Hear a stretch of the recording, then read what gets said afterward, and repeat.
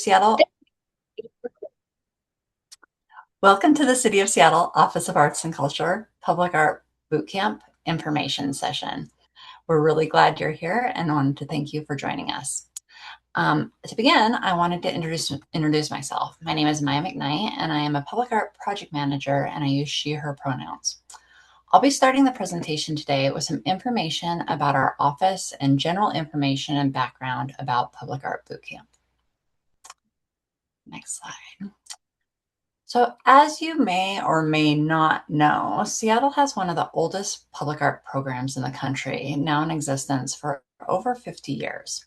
The ordinance, as you can see on screen, describes and mandates the role of public art within the city of Seattle. In doing this work, we work closely with artists, other city departments, citizen advisory boards, such as the Seattle Arts Commission and the Public Arts Advisory Committee, and members of the community to work collaboratively to integrate artworks and ideas of artists into the public realm.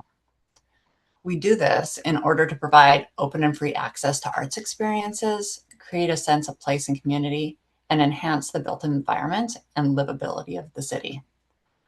Our office and project managers that you'll meet today oversee over 60 projects throughout the city, Public Art Bootcamp being just one program of many. I also just wanted to add a side note that throughout this presentation, you'll see images and examples of public artwork that are shown on screen that are created by former bootcamp participants, as well as imagery of the cohort and workshops from the past. Next slide, please. Public Art Bootcamp is an ongoing program that was first conceived over 20 years ago. Initially launched in 2003, it was initially dubbed an emerging public artist roster, and throughout the years has been altered and modified. The format of the program has been both a two-day intensive training as well as an academic year cycle of workshops and lots of iterations between those two. It has been in-person, online, and the in-between hybrid.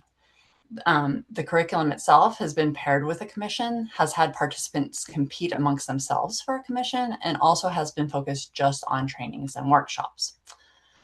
So while there are key differences in the formats throughout the years, there have also been some through lines and commonalities. Those include focus on the cohort model and the emphasis on building an artist network through the participants. Content that is specific to the field of art. For example, really understanding the difference between a studio practice and public art practice, as well as learning opportunities about codes, right-of-way regulations, ADA considerations, permitting, etc.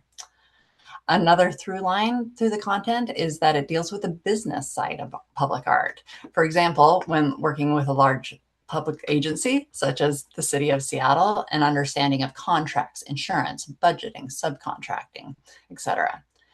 And lastly, throughout the years, and no matter what the format, there has always been a commitment to artists in the field of public art for diverse representation of voices within the field. Next slide, please. Following up on the history, I wanted to talk a little bit about the what and the why of Public Art Bootcamp. Public Art Bootcamp at the core is a training program intended to help artists enter the field of public art. Part of the ongoing need for this program is embedded in the acknowledgement that public art and the art world overall is predominantly white in terms of administration, policy, and art making. And this is in part because artists of color often have fewer opportunities and resources to gain the necessary experience to secure commissions. Next slide, please.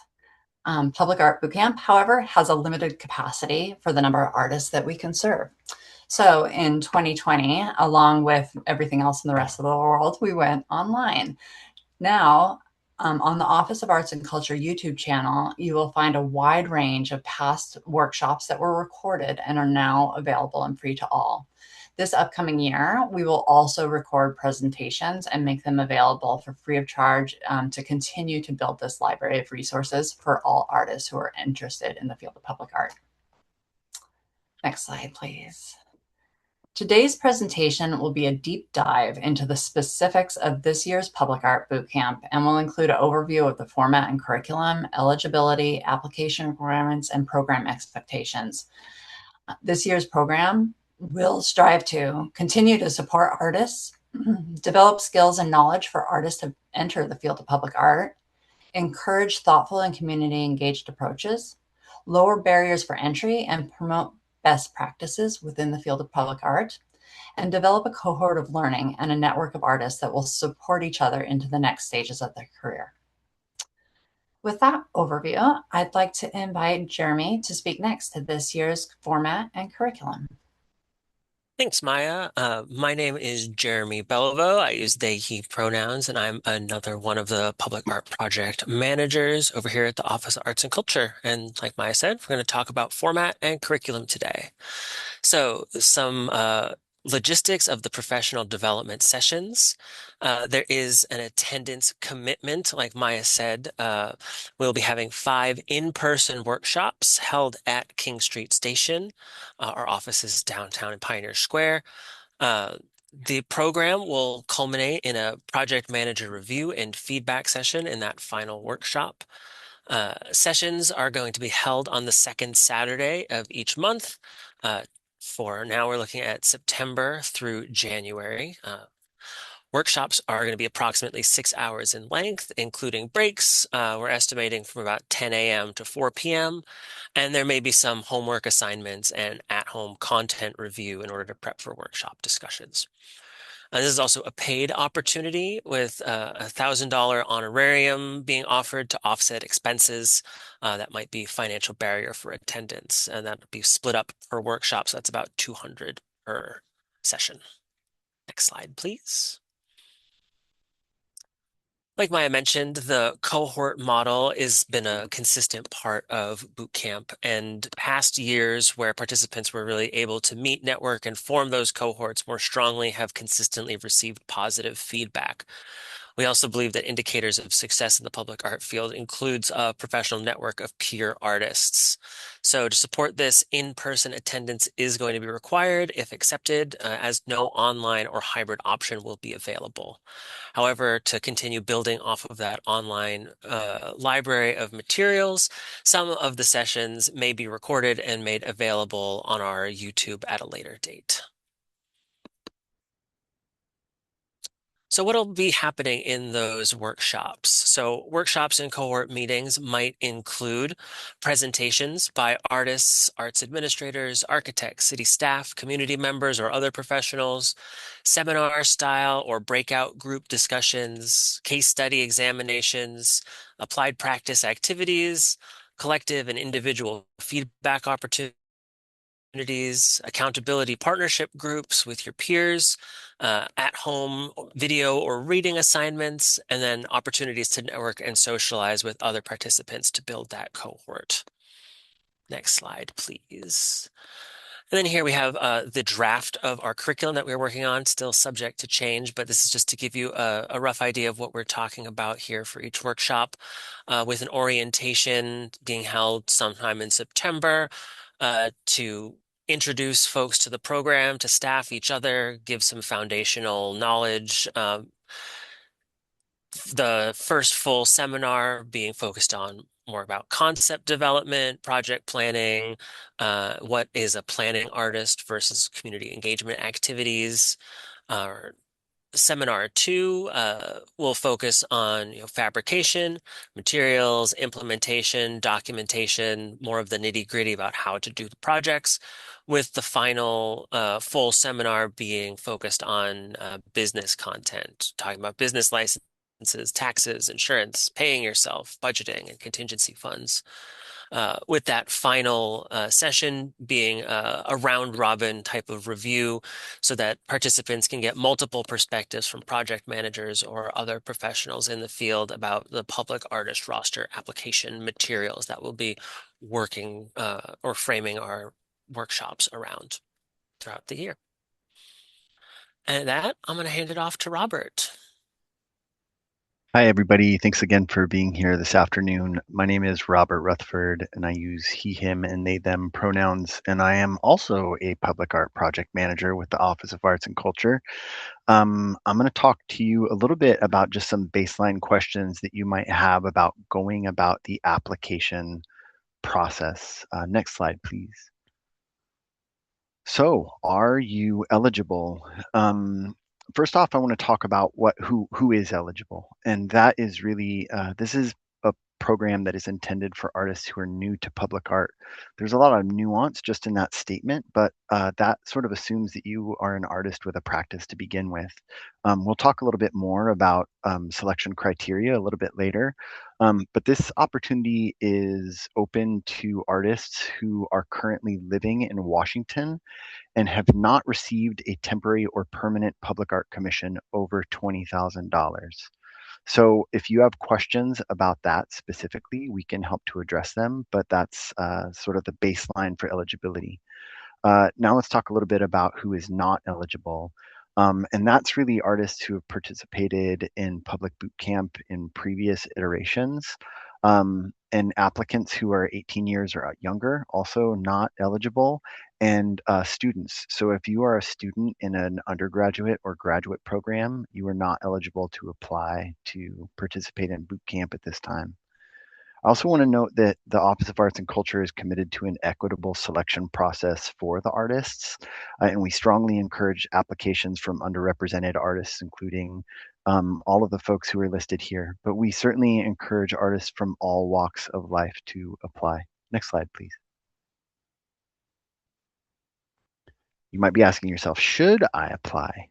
And the folks that we're looking for here should have all three of these qualities that are listed. They should be an artist with an interest in exploring the presentation of their work in public settings and all that that entails. We're looking for artists who have an interest in community building, civic engagement, or enhancing the built environment. Um, and lastly, we're looking for artists who have a commitment to learning how to maintaining their vision while attending to the demands of the public art process itself. Next slide, please. So let's talk a little bit about the material that you will need to collect for your application. All of our applications will be submitted through Submittable, which is where the call is posted. Lost the slide there. Um, but the things that you will need to submit as part of your submittable application are a letter of interest, a biographical statement, talks a little bit about who you are and your background, and then a handful of supplemental questions. And I won't read those verbatim, but you can see those questions here on the screen. We're also asking for 10 images of past work. And I do want to call out in this point, and you'll probably hear this repeated a couple of times, but some images can be details of work, but we ask that you do not submit compilations of multiple pictures with several different pieces of information. And the reason is because in each of those images, if it's smaller detail, it's just harder to see. If there's overlapping information, it gets confusing for the panelists who are reviewing. So single images, and again, it could be details of artwork, but no compiled images, please. And then we also ask, and this is a critical step, that you provide information about each of those images so that the reviewers know exactly what they're looking at. I also want to note that for each of those written pieces, which is really those first three bullet points, the letter of interest, the biographical statement, and the supplemental question responses, can be submitted written, or you can also record them via video or audio if that is a format in which you feel better represents your work and the intent of your responses. Um, each of those written pieces has a word count. And so if you are looking to submit audio or video responses, those also have time caps on them. So in the same way that the written responses have word limits, the recorded versions do as well, just in time. And those are listed there on the screen. Next slide, please. So let's talk a little bit about the selection process. We are going to assemble a panel of past bootcamp participants to serve as panelists who will review this work.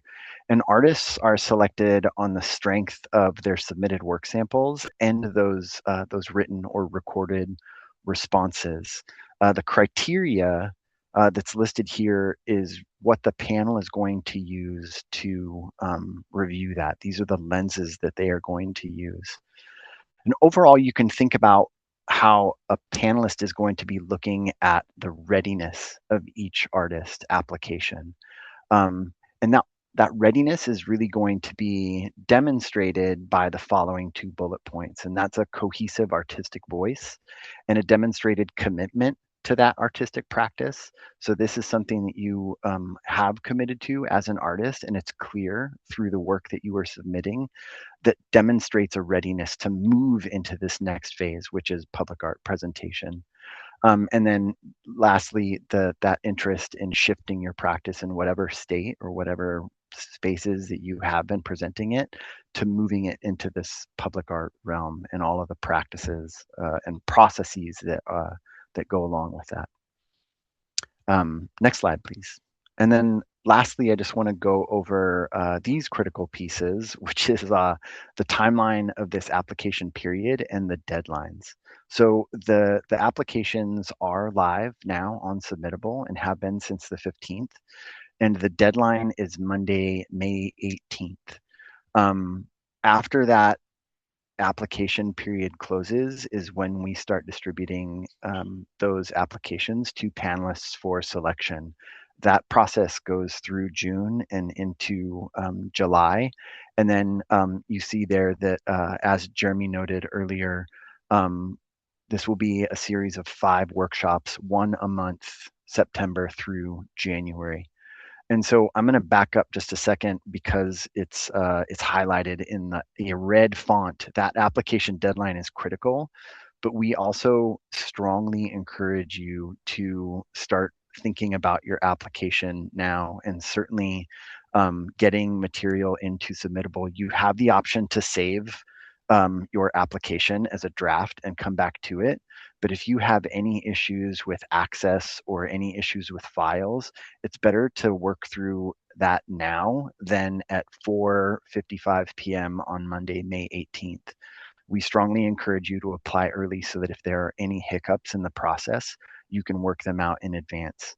And if you have any issues, there are mechanisms through Submittable and through the call itself to get assistance from our office. And with that, I'm going to hand it to Jesse to talk a little bit more about Submittable. Hi, everyone. My name is Jesse Jimenez. I use they, them pronouns, and I am also a project manager with Arts. And so I'll be walking you through the actual kind of application process. So before we begin, you should learn where our published calls live. So like Robert mentioned earlier, our calls and project opportunities are hosted on the Submittable platform, and they can be viewed at seattlearts.submittable.com. So this page will have all current calls for artists and any other opportunities that are open from other arts and culture divisions. The image on the left shows the general look of the web page. All calls will be listed on the lower portion of the web page. So for this opportunity, you'll be looking for the title Seattle Office of Arts and Culture, Public Art Bootcamp 2006 through 2007. If you click on the apply button, that will let you begin the application process.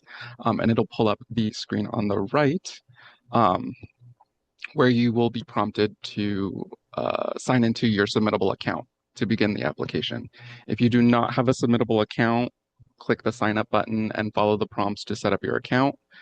Make sure you enter an email that you actually use, since it'll be tied to all of Submittable alerts and correspondence that is done within the system. And then please note that Submittable will not let you sign in until you've verified your email. So it's pretty important. Next question, or next slide, please.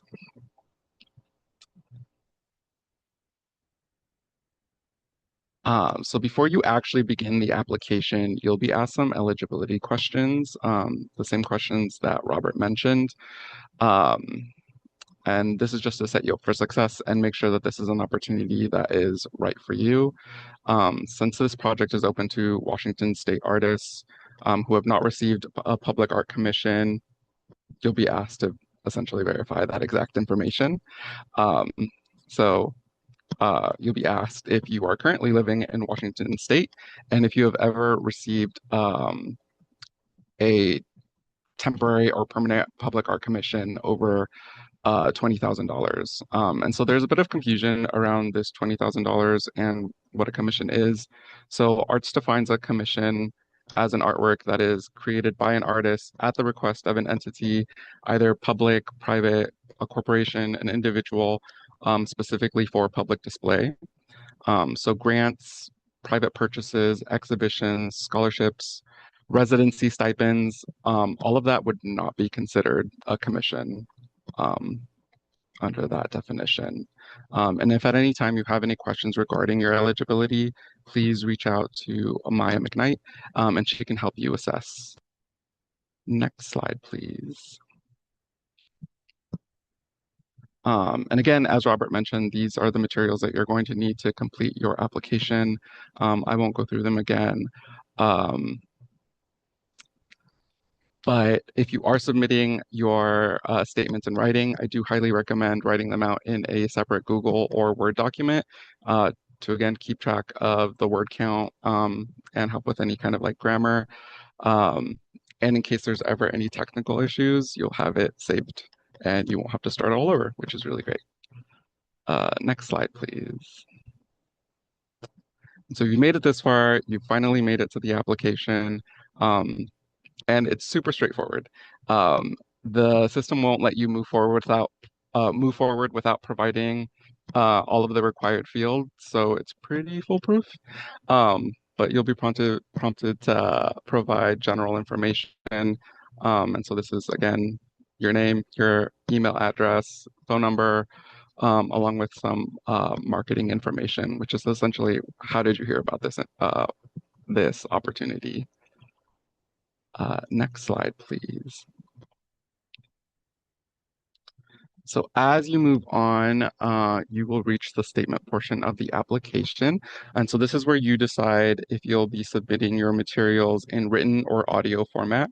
So if you are submitting your answers in writing, this can be a pretty easy cut and paste into the provided sections below each prompt. If you're submitting your responses in audio format, you will instead provide the links to where your recordings or videos are hosted. So that's either a YouTube link, a Google Drive link, Dropbox, whatever you're using. So please note that these files should not be highly edited video recordings. This option is for individuals who feel they can better represent themselves verbally versus in writing. And please also make sure that you keep your recording within the allotted time. So recordings that are longer will only be listened to within those allotted times. So if you submit a 5-minute recording, for example, the review panel will still be prompted to only listen to the 60 seconds that they're allowed. Next slide, please. So once completed, you'll move on to the supplemental questions. These are limited to 75 words and are all in written format. And again, this just kind of gives you the opportunity to highlight your career path and emphasize any specific things in your application. I won't go through the questions, but they are highlighted here just so that you can prepare. Next slide. And if you've made it this far, you've completed the most demanding portion of the application. I'm so proud of you. And everything after this is just uploading, which is really great. So you're being asked to upload up to 10 images showing examples of your completed past work. Each file is limited to 400 megabytes. and limited to either GIF, JPEG, or PNG files. As Robert mentioned, compilations or collages of multiple pieces will not be accepted. These are single images of work. And again, you can submit detail images, but we recommend using those sparingly. And so all you will need to do is click the Choose File button to begin uploading. And next slide, please. And that will automatically bring up a second pop-up. And this is where you will choose your file. And again, the system will prompt you to provide metadata for the file that you're uploading. And so that includes the artwork title, the year you created it, the commission amount, if applicable, the project role, and this is the role that you had if this was created through a collaboration with another artist or another team, and then a brief description. And so this can include the materials, the methods, the treatments that you used, essentially just give the piece more context for the review panel to have. And so once you're done with that, you again click the Choose File button, and it'll automatically upload that file and then allow you to upload more files. Next slide, please. And you've pretty much almost completed your entire application, which is really exciting. The rest is demographic questions. And so these are just for internal assessment only, and they just help us identify any outreach needs or improvements on our part. All of the answers are optional, and they are not part of the selection process or online roster. And so these demographic questions will have no effect on any review process, but they are helpful, so please consider. Next slide, please. And that's pretty much it for the application. So it's super straightforward, super easy. If at any time you need to take a break and or something comes up, if you scroll down to the bottom of the application, you can always save it as a draft. There's no need to finish it or complete it all in one go. You can always log back into your submittable account. It'll show anything that's in process or pending. But if you're all done and you're ready to go, please read our terms of use. Make sure that you click on the agreement, and then make sure that you click the apply button, and submittable should and usually does automatically send you a confirmation email just to let you know that we've received your application and it is now in the review process. And with that, I think Ade is up next. Thank you, Jesse. Hello, everyone. Thanks for your interest in the Public Art Bootcamp and for joining us today. My name is Adetola Batun. I use she, her pronouns, and I'm also a Public Art Project Manager. So we've heard a lot of talk. My colleagues have mentioned the roster. So I wanted to talk a little bit about what is it and how does that link to the bootcamp. So the Public Artist Roster is a number of artists who've been pre-qualified to create artworks through our program. We run it on a 3-year cycle. So our current roster is the 2024 through 2026 roster. And this is the main tool that we have for selecting artists for public art projects in our office. We use it, but also the community uses it quite a bit. So we also consider it a community resource. So this is a single application. And with that one application, there you are basically given multiple opportunities to be shortlisted and to be seen by our project panels. This roster is used typically for projects up to $500,000. For projects over that amount or for projects that are very niche kind of requirements, we then issue open calls. Why do we use the roster for artist selection? So on the right, I have a few screenshots of what the roster looks like, which you can find. This is the general public face of our roster. So you're welcome to go also take a look and see how other artists have built out their portfolios. But we use the roster because we believe it addresses the privilege of time, work, expense that it takes to apply to all these calls and all these opportunities. Not everyone is coming from a place where they can do that all the time. We also believe it increases transparency of how we select artists for our opportunities. And it's something that from talking with our colleagues locally and nationally, it's the best practice in the public art field at the moment. So we're in line with that. It also reduces a lot of staff time and workload from crafting multiple calls to instead kind of focusing on the roster and then calling from the roster when we're preparing shortlists for our panels to review. And again, it's a public resource, so we have partner agencies that also leverage our roster to source artists for their public art opportunities. How does Bootcamp connect to the roster specifically? So the public art roster will open for applications in early 2027. This means the current cycle will end and everyone who is interested in being on the roster, both folks on it today and folks in the future, will have to all apply. So PMs, past bootcamp participants, and public art experts will share with bootcamp members best practices on how to design, deliver, showcase successful projects, and basically help to carve a really good, solid application. In fact, Jeremy alluded to this earlier, that there'll be dedicated time during this year's cycle of bootcamp to help participants develop a robust application and really to submit for priority consideration. And that work will not just be helpful for our roster, but for any other applications that they're preparing for other public art opportunities. So that said, I'll reiterate some of the application tips you've heard so far from my colleagues. First, we strongly encourage you, if you're going to submit written samples, draft your responses in some word processor program. That way you can track your word count, you can look at your grammar, and then paste that into submittable. So create your drafts outside. The second tip is try to be clear and succinct wherever possible, right? Panelists have a lot of applications to review and really may only be spending 5 to 10 seconds per sample. So you want, images that are well taken, well lit, very bright, or just that grab the attention and let people understand, what are you trying to put out into the world? So be clear, be succinct. Third, I would say pick your best friend, auntie, whomever, but someone you trust to review your responses, your work samples, and all that metadata that you're generating.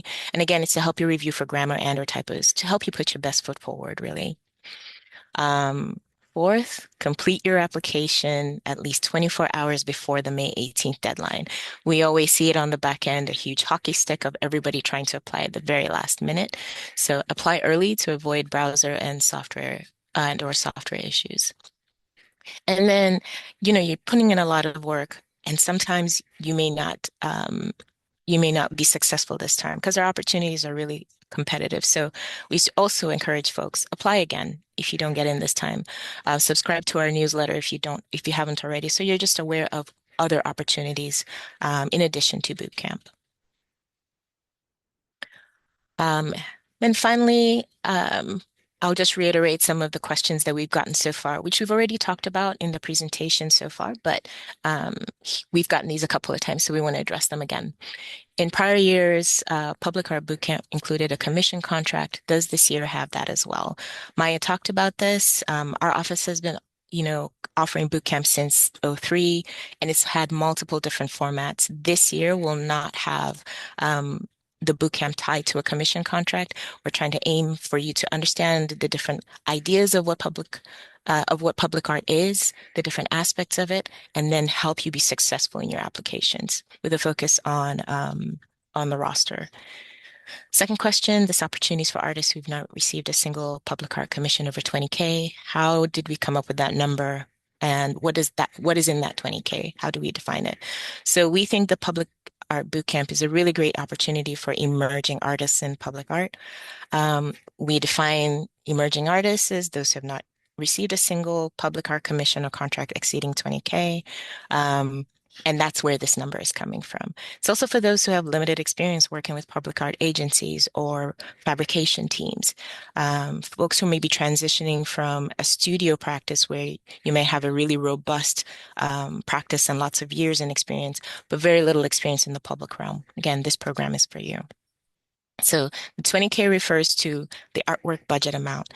Doesn't include grants, gallery exhibits, residencies, any of that. Just the largest public art commission you've had. And then tips, and we can talk about this some more later on, but do we have any tips to make your application more competitive? We had a conversation about this within the team, and I think the number one thing is be yourself. That's what we're trying to look for here is speak from your own experience as to why public art and specifically this boot camp would be really important to your career. And we want to hear about that. And we want our panelists to be able to understand how this would benefit you as well. Other than that, we've covered a lot of other tips about the application. So review, start early, apply early. Okay. I am now going to pass it. Oh, really quick. Thank you for just, again, your interest in this application and this opportunity. Again, a recording of this presentation will be available online on our YouTube page. For those of you who are in the room right now virtually, feel free to stay and participate in the Q&A session. And I would encourage you to type your questions in the chat for the discussion. And we'll go ahead and apply early, apply early, apply early. All right, I'm going to turn it back to Maya. Great. And just one last slide. If there's any questions that weren't answered today as part of the overall presentation, please feel free to contact me directly. I'm happy to help. I'm happy to provide feedback on some of the questions that you may have in regards to this project. So looking forward to receiving your application, and thank you for attending today. And with that, we were going